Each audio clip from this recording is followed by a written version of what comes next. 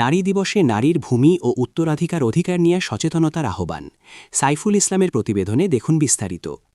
গ্রামের অনেক পরিবারে বাবার জমি থাকলেও মেয়েদের নামে কোনো সম্পত্তি না থাকার ঘটনা এখনও দেখা যায়। আইনে নারীর বাবার সম্পত্তিতে অধিকার থাকলেও অজ্ঞতা, সামাজিক চাপ এবং জমির কাগজপত্রে নারীর নাম না থাকার কারণে অনেক নারী তাদের প্রাপ্য অধিকার থেকে বঞ্চিত হচ্ছেন। এ কারণে পারিবারিক বিরোধ, মামলা মোকদ্দমা ও জমি দখলের মতো ঘটনাও বাড়ছে বলে সচেতন মহল মনে করছেন। বিষয়টি নিয়ে স্থানীয় পর্যায়ে সচেতনতা বৃদ্ধির প্রয়োজন রয়েছে। আসন্ন ইন্টারন্যাশনাল উইমেন্স ডে উপলক্ষে বাউফল উপজেলায় নারীর ভূমি ও উত্তরাধিকার নিশ্চিত করতে প্রশাসনের কার্যকর উদ্যোগ গ্রহণের দাবি জানিয়েছেন সচেতন নাগরিকরা। একই সঙ্গে নারীদের আইনি অধিকার সম্পর্কে সচেতন করতে বিভিন্ন উদ্যোগ নেওয়ার আহ্বান জানানো হয়েছে। নারী দিবস উপলক্ষে এ বিষয়ে বাউফল প্রতিনিধি সাইফুল ইসলামের একটি ভিডিও প্রতিবেদন প্রকাশ করা হয়েছে। জমি আছে কিন্তু মেয়ের নামে কিছু নেই কেন?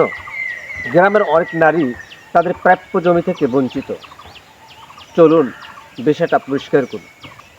আইন অনুযায়ী মেয়েরাও বাবার সম্পত্তির অধিকার আছে, কিন্তু অজ্ঞতা, সামাজিক চাপ এবং জমির কাগজে নারীর নাম না থাকার কারণে অনেক নারী সেই অধিকার পান না।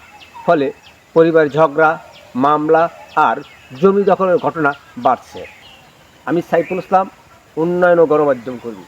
সহজ ভাষায় বলি, ভূমি আইনের কথা।